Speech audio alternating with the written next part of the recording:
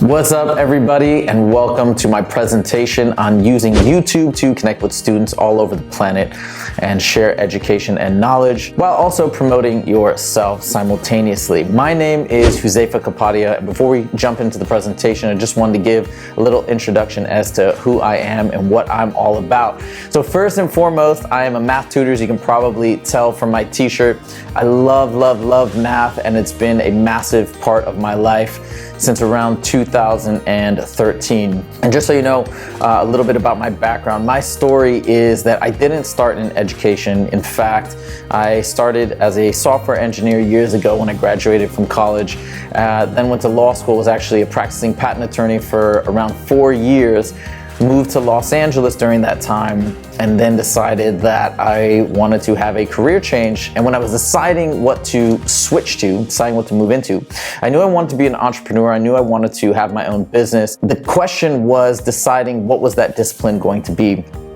And I landed on education, and in particular math education, in a resounding way after a lot of careful analysis and thought. And look, at the end of the day, just like everybody else, I assume who's in education and is here and is passionate about what they do, you truly love connecting with people and love teaching your discipline. And that's how I've always felt about mathematics and math education. And therefore, I decided to work as a math tutor. Now, I've also worked as a math teacher for a few years at an amazing school in the Pacific Palisades called Seven Arrows Elementary. That was a phenomenal opportunity. But at the end of the day, tutoring and teaching and connecting with people in math education in general is my ultimate passion. I love what I do, and I wouldn't change it for the world.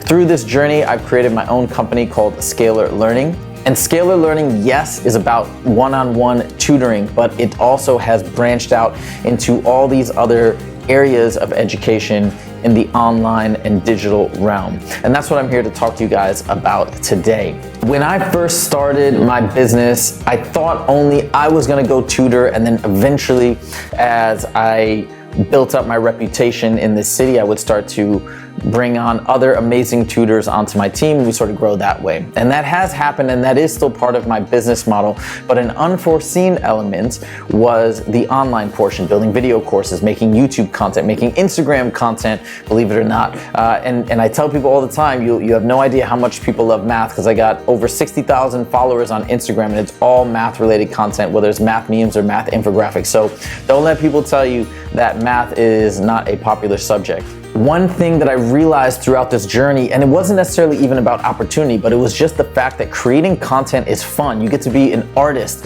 You get to, whether it's Instagram infographics or whatever, you get to make it and release it to the public, and they get to share and comment and interact with you, and it's so much fun.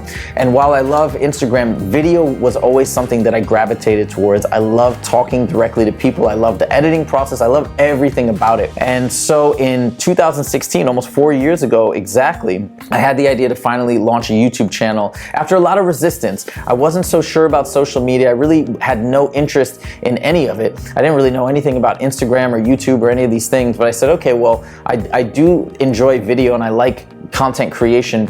Let me give it a shot. So I dove in, and I think some of my first videos, one of my earliest videos was a math music video that I released, I believe, in June of 2016. It's pretty terrible. You can still find it on my channel. It's on PEMDAS, but that was my first attempt at being creative. And then I was also starting to upload different math tutorials using my teaching style and some other tools, which I'll explain later in the presentation what those tools are and how you can use them as well. It's now been 4 years after that point, and I've done a lot of work and created a lot of video content. I mean, I poured in thousands of hours into this channel, and I wouldn't have done it and wouldn't have been able to do it if I didn't love it so much. But now it's starting to really click. And I think at the time when I applied for this presentation, I said that, hey, I built a following of over 6,000 subscribers, and now I'm happy to say we just passed the 10K mark and the momentum is building. My goal is to hit 100,000 in under a year, and I think it's very doable.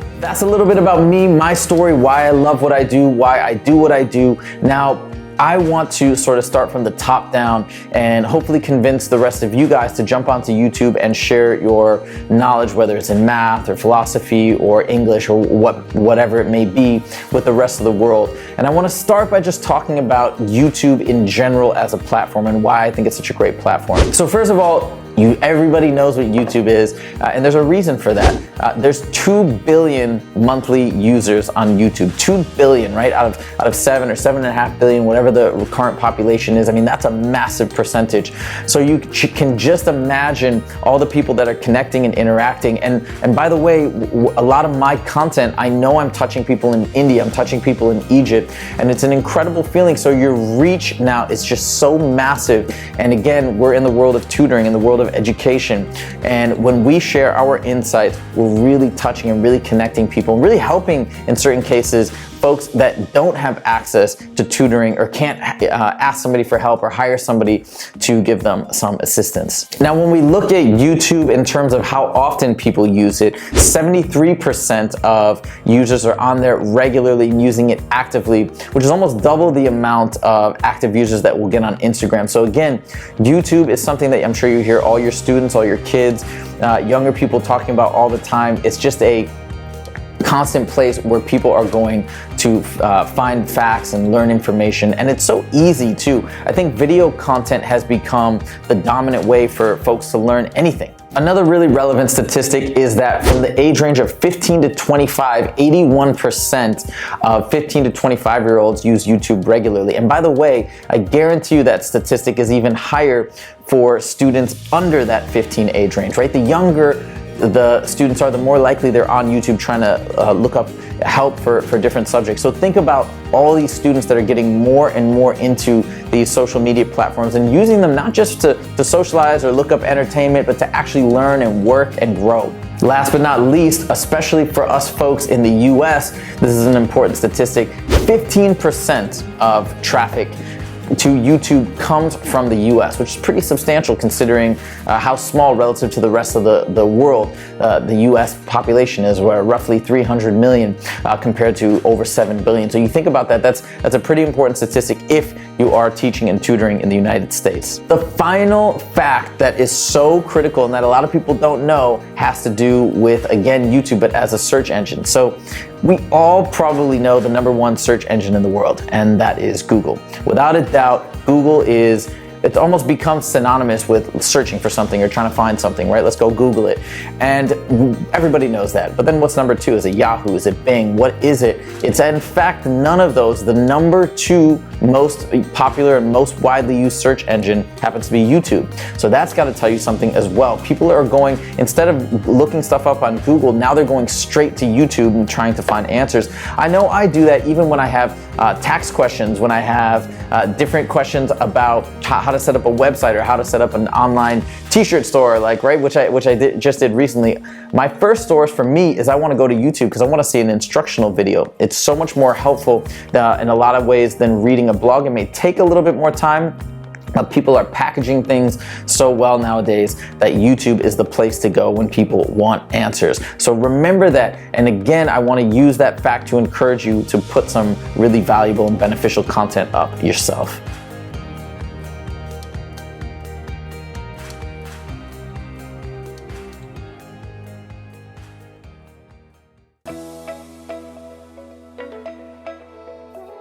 Another reason why I want to encourage everyone to participate on YouTube is because it's an incredible way, as I mentioned, to connect with people all over the world, but in particular with a lot of folks who may not be able to afford tutoring services. So I think it's gonna serve multiple purposes, and I'm gonna talk about a little bit later how it's gonna help you in terms of branding and promotion and to grow your business as a tutor or a tutoring company. But beyond that, think about the public good that you're doing, and you're connecting with all these people that can't do all that stuff, but they can come on, they can watch a YouTube video, and they can gain a tremendous amount.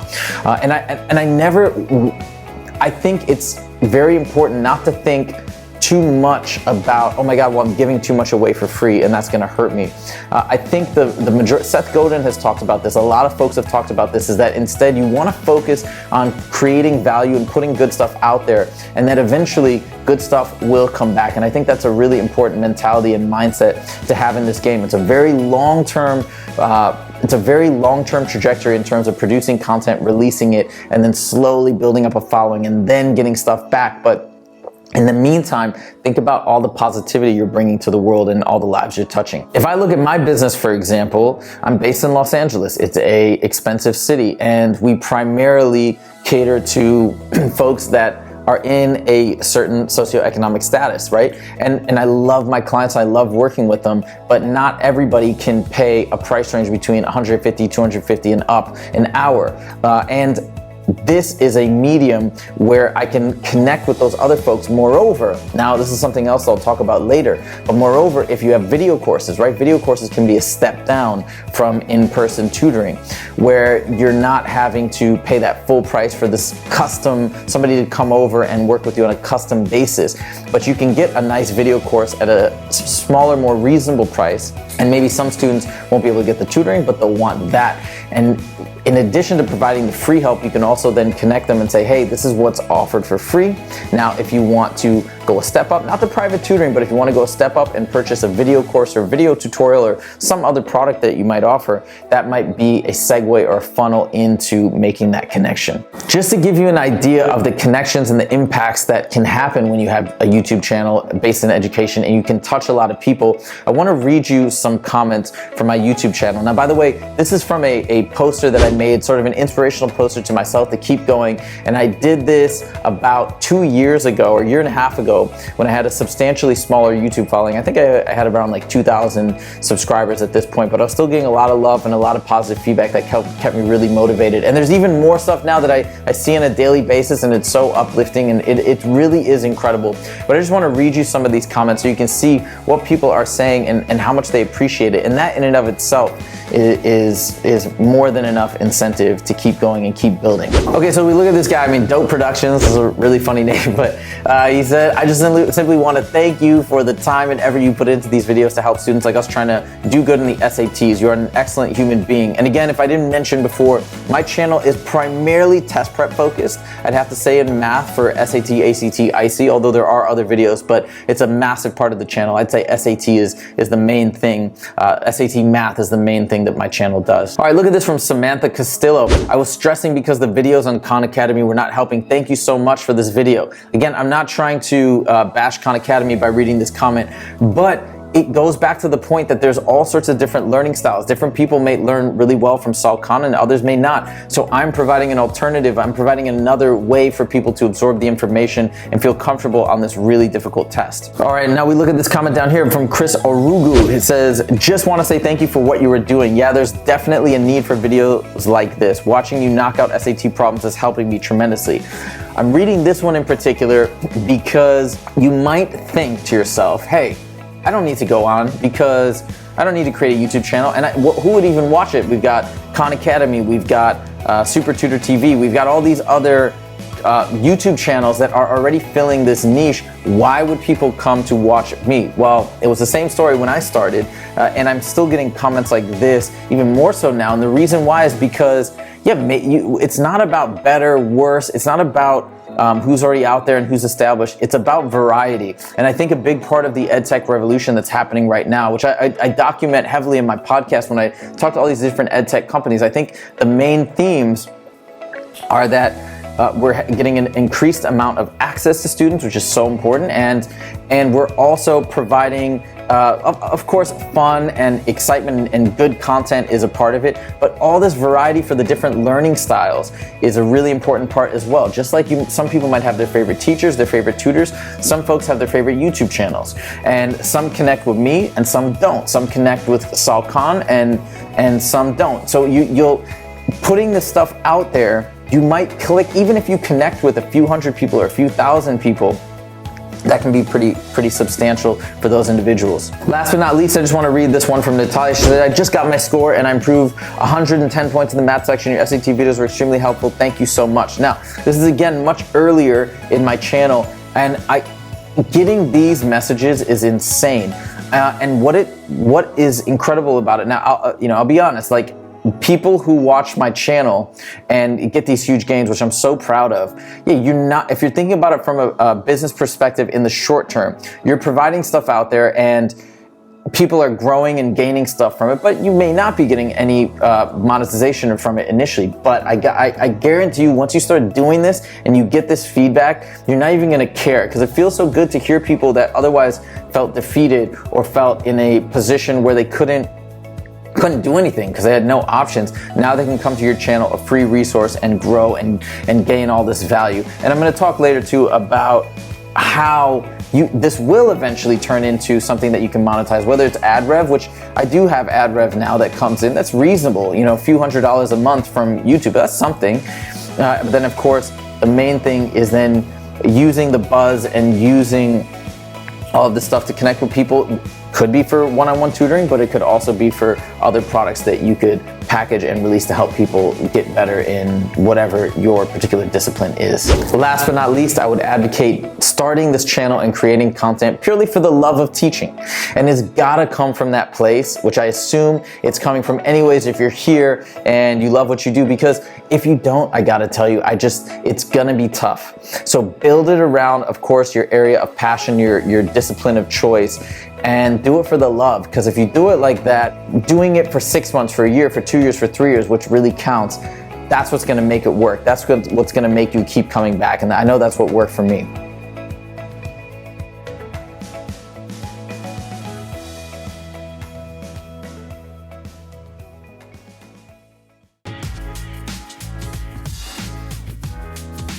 Another reason why I think it's so great to have a YouTube channel or an Instagram account as well, I mean, they kind of all fall into that same package. Another reason why I think it's so great is because it gives you an incredible creative outlet.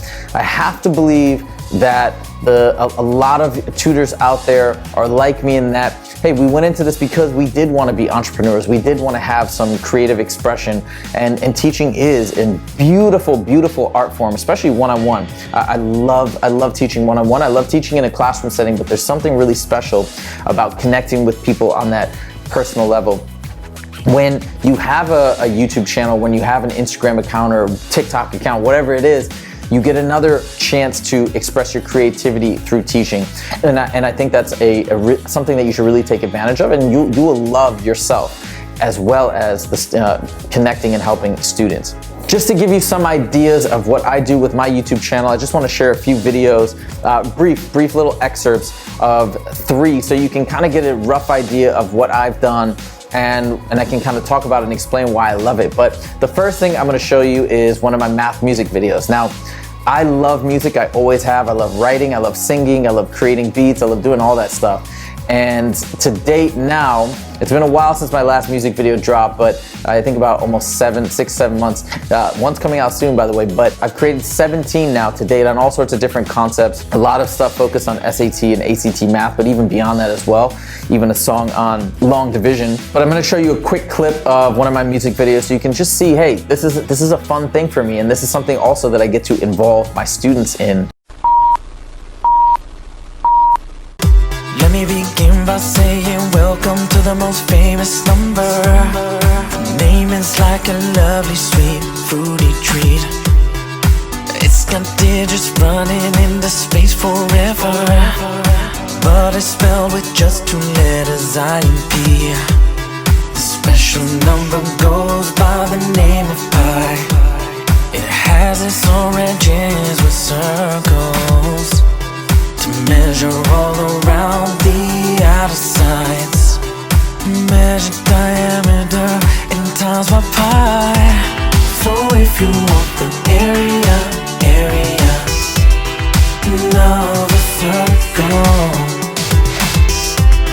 go ahead and square the radius. Multiply by pi.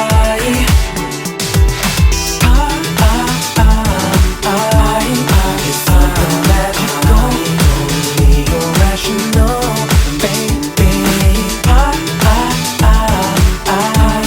It's transcendental.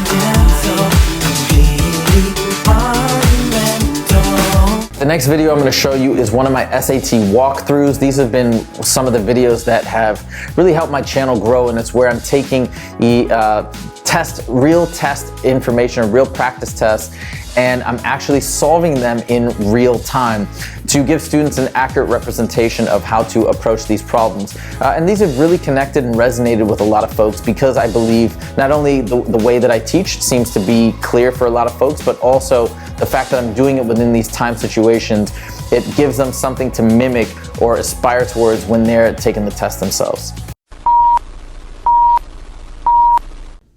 All right, x minus 1 over 3 equals k, and k equals 3, so I'm going to sub k in right there. What's the value of x? Multiply both sides by 3, we get x minus 1 equals 9. Add 1, and we get x equals 10. Boom. Next.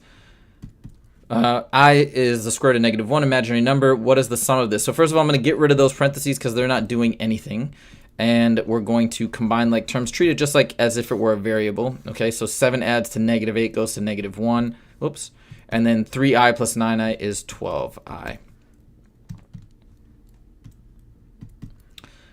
On Saturday, Armand sent M text messages each hour for 5 hours. So he sent 5 hours times M. So every hour he's sending M text messages, did it for 5 hours, so it's 5M. Tyrone sends P text messages for each hour every 4 hours, so he's 4P, which is the following represents the total text messages. It's just the sum of these two. 5M plus 4P. They're not like terms, so we can't combine it and make it 9MP. Last but not least, this video is more of like a bite-sized, smaller, but more strategic type video. It's a little bit more polished. And the previous one you just saw, for example, was a live stream video. This one is actually shot, edited, I've added some music, things like that. So you can kind of get an idea of this. And this is one of my most popular videos on my channel. So just to give you an idea of what it looks like, I'll play a little excerpt. Without further ado, let's jump in to the 14 strategies to help you nail a perfect 800 on the SAT math. The first category is linear function word problems, which constitutes 2.93% of the entire exam. In this one, the strategy is no slope versus y-intercept, and I mean that on a conceptual level. Y-intercepts are usually your starting or initial values. Slopes are all about rates of change. So when we know that, we're much better equipped to answer these questions in general. Now let's dive into the particulars of this one. We get this first equation. Of course, this is a nice linear equation, just we don't have x and y, but we have h and l as our variables. It says the formula above can be used to approximate the height h in inches of an adult male based on the length l in inches of his femur. What is the meaning of 1.88 in this context? So immediately I know that 1.88, is it the slope or is it the y-intercept? It's the slope because it's paired with that variable. So we're talking about a rate of change relative to that height. And so we're going to go through these ones. It says the approximate femur length in inches for a man with a height of 32.01 inches. We can immediately debunk that. If I plug in 32.01 for the height, these guys would cancel out and I'd get a value of 0 for L. So it doesn't actually make sense, so goodbye A. The approximate increase in a man's femur length in inches for each increase of 32.01 inches in his height. Now again, we're talking about rate of change, but they're referencing the y-intercept. They're referencing that initial value. That doesn't make any sense either, so we can dismiss that. Now it says the approximate increase in a man's femur in inches for each 1 inch increase of his height. That sounds a little bit better. The problem is, if we really look at what's happening here, if I increase the L value by 1, that's what's going to make the height go up by 1.88. And we can quickly see, like if I plug in 0 for L, I get 32.01. If I plug in 1 for L, it would be 1.88 plus 32.01, which means that the length increases by 1 inch, the height goes up by 1.88, which means our answer is D. The increase in a man's height in inches for each 1 inch increase in his femur length, which represents L. And there it is. The next category is manipulating quadratic and exponential expressions, which constitutes 2.93% again. And here the strategy is recognize vertex form versus intercept form, in particular with quadratics. So what am I talking about here? Well, if we look at this function, this is of course a quadratic function, right? and we're seeing it in intercept form. What does that mean? That means that I can quickly identify the x-intercepts as -6 and +4 just from looking at it in this format. So then it says, which of the following is an equivalent form of the function above where the minimum value of f appears as a constant or a coefficient? So again, what does this mean? This means that I should be able to look at this and immediately see what's the minimum value. But it doesn't matter if they say minimum or maximum. Both are the vertex, means we want vertex form. So what is vertex form? Vertex form is y equals, there's an a, but I won't include it because there's not gonna be an a value here. X minus h squared plus k, right? So that's our vertex form, and where hk is the vertex. So when I look down at these, I can immediately dismiss a and b because they're not in vertex form, right? So we know it's got to be one of these two. These look like they're in vertex form. Now, when solving this problem, the last thing we want to do is we want to say, well, which one of these is wrong? Now, if I quickly look at this, I know that if I were to FOIL it out, which I'm not going to do in full, but I know if I'm going to FOIL it out, my final term is going to be, the constant's going to be -24, right? Because it's going to be that 6 times -4. Well, which one of these are going to give me -24? If I FOIL this one out, I'm going to get x squared minus 2x plus 1. Add that 1 to -21 and I'll get -20. In this one, I'll get x squared plus 2x plus 1, right? And that 1 plus the -25 does give me that -24, which means D is my final answer.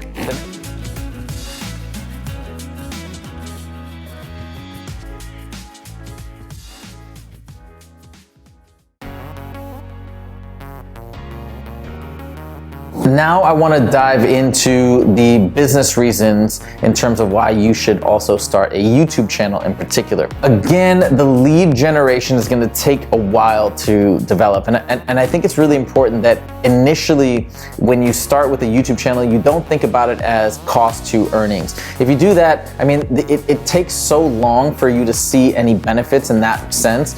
Most people are going to opt out of doing it, which I think is the wrong way to approach it. I think there's a lot of value. It's just way down the line, and it's after a lot of hard work, but a lot of fun as well. The first thing though that you can benefit from, especially if you're a tutor, you've got a tutoring company or whatever it may be, is that if you start creating content and putting yourself out there, even if it's not necessarily searchable yet, right? Even if it took me so long, for example, for when you type in SAT math in YouTube, it took me so long before I started showing up on those first few search results, right? I've been at it for almost 4 years. But even if that doesn't happen, and even before that was happening, I would still always have that content there to show to potential clients. Somebody calls me and they say, hey, we're thinking about hiring you. We heard some recommendations or whatnot, but we're not sure. Immediately I say, great, that would be awesome. I'd love to work with you. In the meantime, check out a couple of videos that I made on SAT math. Check out a couple of videos I made on algebra. Your child can even watch that video before we sit down and meet, just to get a feel for my teaching style and see if it's a good fit. I'll send them one of my math music videos and the kids can watch that, and they'll even check it out and be like, okay, this guy, if they have a little bit of math phobia or math anxiety, they might watch that and feel a bit more at ease. So it has immediate value and benefit in that respect when anybody's calling you and potentially looking you up. It's also great content that you can throw on your website. Have people come on and look at the way that you teach, and you can convey that passion and that energy right there in a video. Don't have to sit down, don't have to meet in person. They can immediately see it. And the last thing is, if they see that you're putting content, you're taking the time to create content and to teach, they can really see that you love what you do, and this is your whole being. This is what you're obsessed with, and this is what you truly care about. Another thing that could be really beneficial, especially if you're running big SAT classes or other test prep classes, you can film those and turn those into short little promotional videos and throw those up on your YouTube channel, just so people can see how you organize and run and operate your courses and classes. I know I did this for an SAT course that I ran last summer for a school in just outside of Los Angeles, and I think it's been hugely beneficial both for promotional purposes, but also just from an informational standpoint. If somebody is thinking about hiring us to run a class, hey, just check out this video. Kind of it goes through the entire explanation of what this course is about. Now, again, it's important. Now, people are really used to short form content. So a lengthy video of like 20, 30 minutes going through all the details, people aren't gonna wanna watch that. The attention span's just not there. So figure out the art of making it concise and short.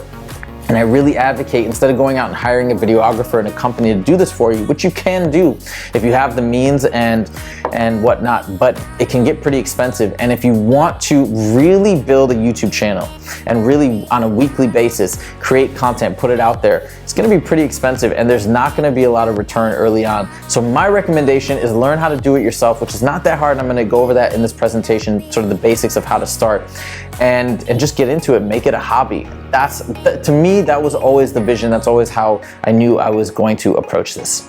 Eventually, if you do choose to make products that are sold for test prep, whether it's books, whether it's, and not even test prep, whatever it may be, whatever your discipline is, or video courses or things like that, that can be sold on third-party platforms like Udemy or Thinkific, etc. YouTube will be an incredible magnet for leads. It can be the start of your funnel where people come in and they look in your description, oh wow, this is a great video. Oh, and they have something to sell. Awesome, and it's in this, talking about the same exact stuff that you're talking about on your YouTube channel, but in way more detail with actionable steps and so on and so forth. Now they see you, they like what you provide, they can see the way you teach, and they're that much more likely to purchase something from you. And now it's a win-win situation, right? So you think about this is again more down the line. You're not gonna see any clicks or much consumption of any of your products early on, unless you just hit fire and it blows up. But that certainly wasn't the case for me. It was a long time before I really saw my Udemy courses get a lot of traffic from YouTube. And really, it's just starting to happen. At 10,000 subscribers, it's still a relatively small channel. Last summer, I was only at 4,000, right? In June, or 3,000 or 4,000. So it's now just starting to pick up and just starting to gain momentum, and I'm getting a lot more clicks. So that will happen, but again, that's a much more long-term vision.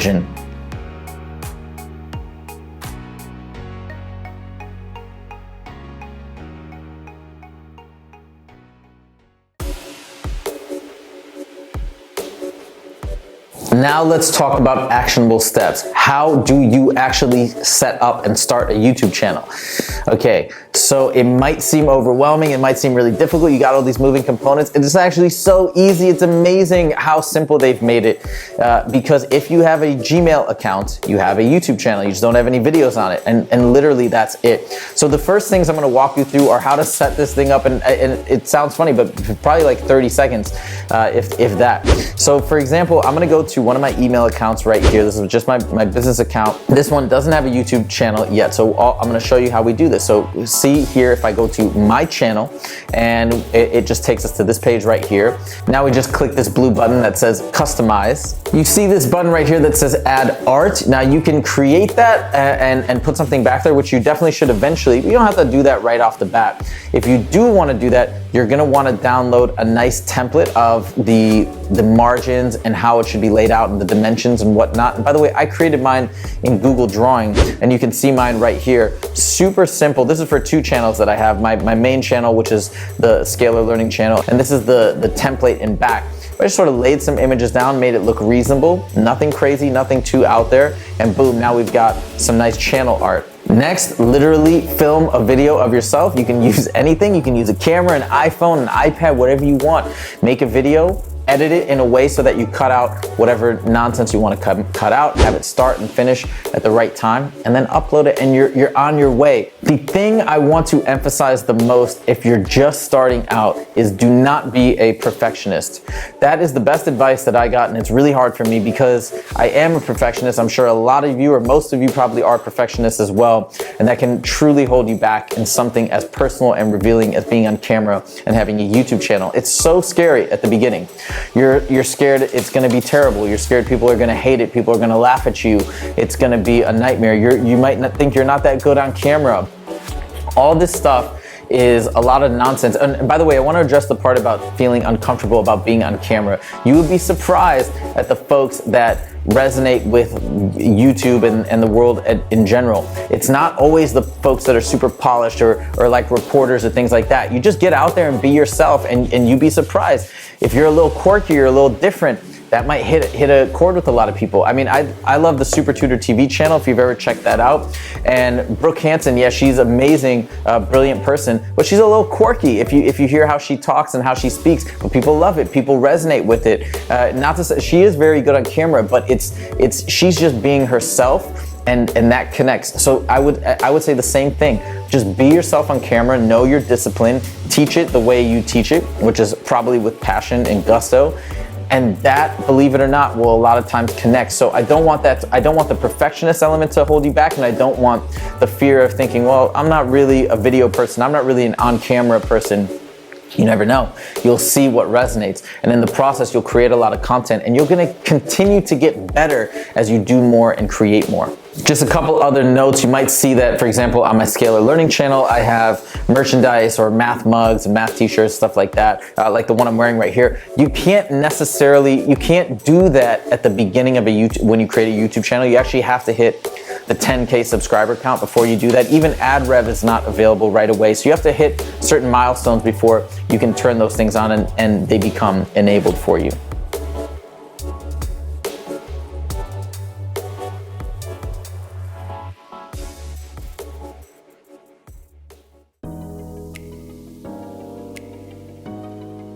Now let's talk about how to plan content. How do I do this? What do I talk about? What do I do? What do I create? Okay. First and foremost, my initial advice is to focus on your specialty, right? It's the exact trajectory that I followed. My thing is math. It's what I do. It's what I love. It's what I know really, really well. So focus there. Now, in terms of how to begin or where to begin, I would definitely focus on what you teach the most and what you think are the most commonly asked questions, things that students get confused about, etc. And again, fight that urge to be a perfectionist, fight that urge to overplan. I mean, if you really think you can sit down and plan out a nice 10 series for a video, a 10 video series or something along those lines, and you feel really confident that you can plan it and you won't get overwhelmed and you'll do it, fine. But I'd rather, if you feel like that's gonna be a roadblock, I'd rather you just create a one-off video and get the ball rolling. That's the best advice that I ever got. And I think if I didn't approach it that way, I would have never started. Again, if you're focusing on a subject that you don't love, I just don't see it going the distance. For me, it is 789 video uploads in the last 4 years. 789 videos, that's a crazy amount. Of work and time, and financially, you know, like I said, things are just starting to really get rolling, and I'm just starting to see some translations. But if we look at like direct ad revenue, direct sales of video courses that I can 100% link to Udemy, to YouTube, excuse me, versus Udemy general traffic, it's really not going to be my main motivating factor. The main motivating factor was that I'm talking about something that I love, and a second part, I view it as art. I get to be creative, as I mentioned before. It's a creative outlet for me, and I get to sit back, and even when I wasn't getting very many views or whatnot, I could look at a video or some of these math music videos and appreciate it and be really proud of it. And that in and of itself was enough reward for me to keep going and pushing and making more content. So I encourage you to follow in that same path and view it as art. Make it fun, make it exciting for you to release, and even share with your friends and family at the beginning. And if you look at it through that lens, it's gonna be a lot of fun and you're gonna sustain it. Once you start planning content, right? Once you say, hey, this week I'm talking about how to do geometric proofs involving triangle congruence with the side-side-side theorem, okay? Just a random thing. Let's say you start with that one. Then next week I'm gonna do angle-side-angle. Next week I'm gonna make a video on, hypotenuse leg theorem. Once you start getting in the flow, the next part that's important is being consistent. And what I mean by that is, it doesn't mean you have to produce a video every day, and I wouldn't even recommend that necessarily, but do set some sort of a schedule where every one day a week, for example, and I think that's usually the minimum that people recommend, is Friday every week or Monday every week or whatever, people can expect a video. And there's two reasons to do this. Number one is you want your audience to be able to have some predictability about, oh yeah, I can expect a video, even when your audience is going to be really small at the beginning. Still, give them some predictability. I can expect a video from this channel every Monday, so I'm going to look every Monday and see what they've produced. Number two, the more important reason is that the algorithm rewards consistency. Now, we can't say this 100% because obviously the algorithm's not public, but it's pretty obvious and pretty likely that that's what the algorithm likes. And the more you're consistent, as well as the more engagement you have with your content, obviously, but the more you are consistent, the more it will promote your content. And really, the YouTube search algorithm is going to be the main driver for traffic for your growing channel. Now, there's two resources that I rely heavily on for my advice and for my content creation path and things like that. And there's two gentlemen in the industry that are just massive experts. One is Roberto Blake, the other is Tim Schmoyer. You can check out both of their YouTube channels, but they have repeatedly told me over and over, we gotta be consistent, we gotta be predictable so your audience knows what's coming. The other things that Roberto Blake and Tim Schmoyer say over and over is we can get away from a lot of these gimmicks that these so-called social media experts have been pushing for so long, which is things like, hey, let's do search engine optimization, let's make sure to put a bunch of tags in here, let's go and comment on other people's YouTube channels and things like that. Look, I think there were a lot of these gimmicks that were possibly very successful for a long time. Maybe they still are to some degree, but the experts, the people that I rely on and the people that are most known in the industry, the resounding message over and over is focus on your content. Make it good, make it engaging. Think about it from that perspective. Again, it's art. Think about how to make this message and your communication as impactful, clear, and powerful as possible. And if you view it from that perspective, that's eventually what the algorithm is going to reward, because the algorithm is getting smarter.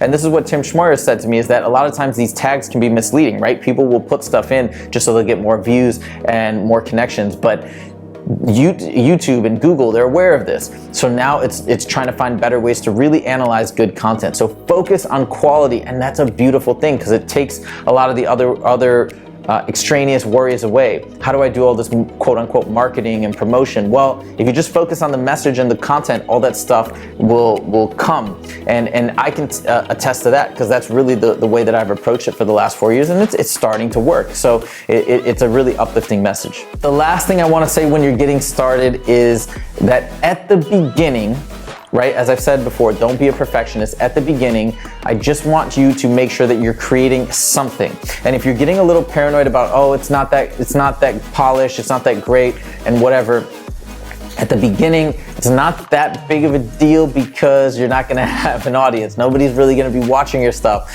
But it's more important at that point to just be consistent and have stuff coming out. And then as it comes out, you can sort of revise and revamp and improve on the fly. And then hopefully in 6 months, you'll look back and be like, oh wow, my first videos really were terrible, but now they're that much better. And then 6 months after that, you'll be like, oh wow, 6 months ago, those videos were really terrible. Now look how good I am, and so on and so forth. So it's a constant improvement process, constant iterations of having better content and more quality content, but just get started.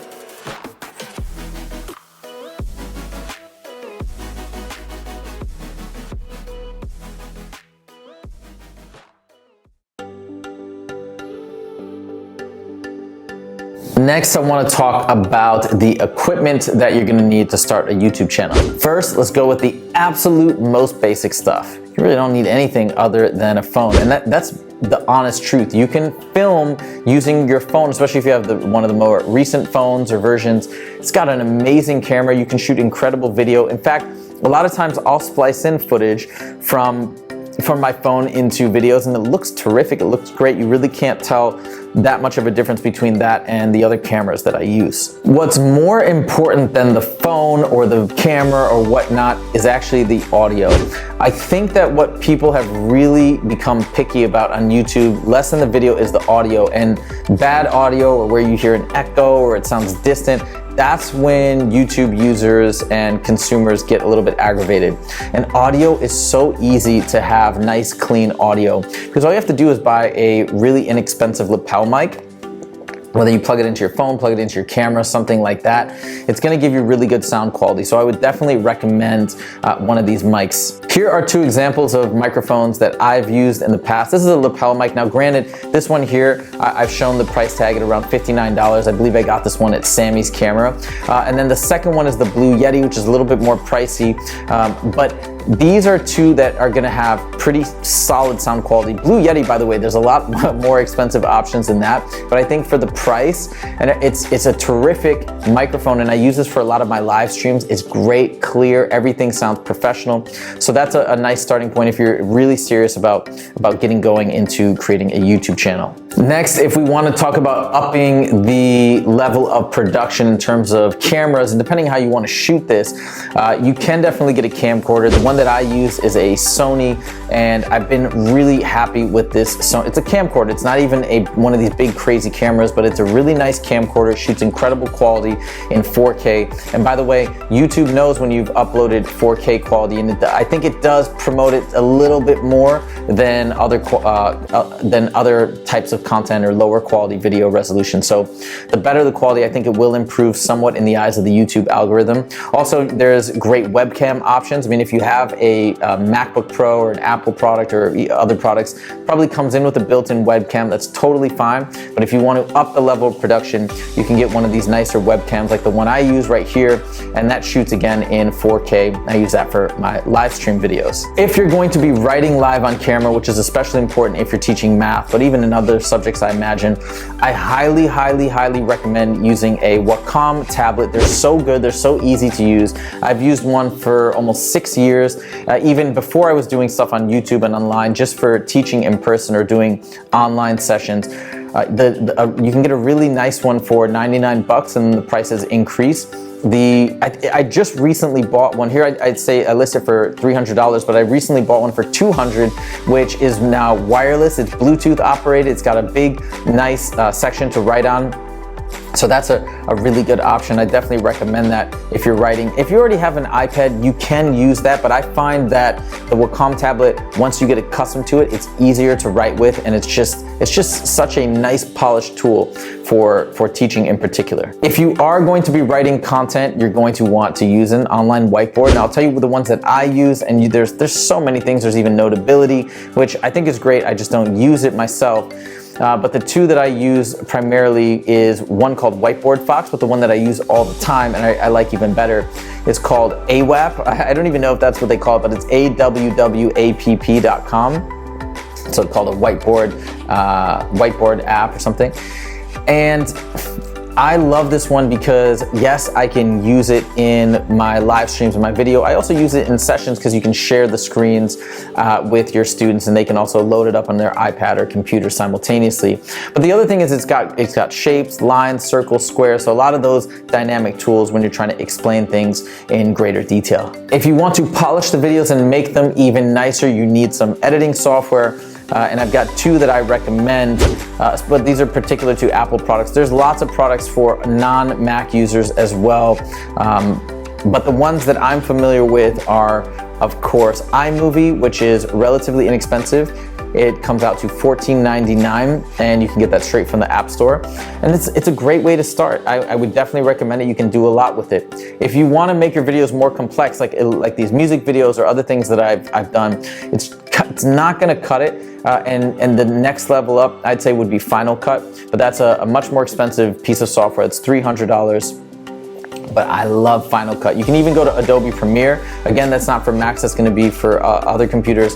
Adobe Premiere is actually considered to be a better product, I think, by most editors and YouTubers than Final Cut. I love Final Cut though, I've been using it for years, so I'm a big fan. Also, if you're trying to do screen captures, right? Like you're writing stuff on camera, you're writing stuff on your computer and you wanna record that explanation, there's some great tools that you can use for that. There's two that I recommend. One is ScreenFlow. I've been using that for a long time, but it does cost money. You can see the price tags. It's not cheap. But the best thing actually, which I've used a lot of times interchangeably with ScreenFlow, is QuickTime. It's free, comes on your computer. You can do great screen record there. It's super easy. You just go up to this section and click record screen, and that's it, and it starts recording, records audio as well. So I definitely recommend that if you want to make some screen recording videos for your YouTube channel. Last but not least, if you want to have live streams on your channel where you just talk to people and they can interact with you live, and that it'll still upload those videos and they'll be on your channel forever as well if you want them to be. But if you want to do that, there's the best thing that I would recommend is, which I use myself, is a software called OBS, which is completely free. And most YouTubers actually use OBS. It's free, but it's an amazing product. So don't let the fact that it scared me at first when I knew it was free. I'm like, I don't know about this, but it's phenomenal. So definitely I would recommend using OBS. The good thing about live streams is that YouTube is trying to promote, has been trying to promote and push live streams for a long time. I think that's one of the reasons why my channel started to pick up, because I do so much in terms of live streaming. So definitely check out OBS and you can set that up, and it's pretty easy to get a basic setup for that.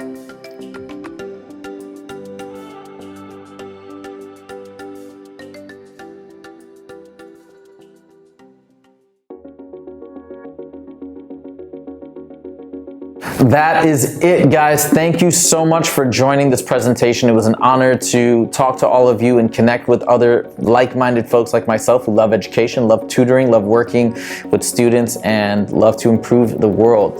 If you want to check us out on YouTube, of course, you can go to YouTube and search for Scalar Learning, and it will pop up right there. You can also follow us on Instagram at Scalar Learning.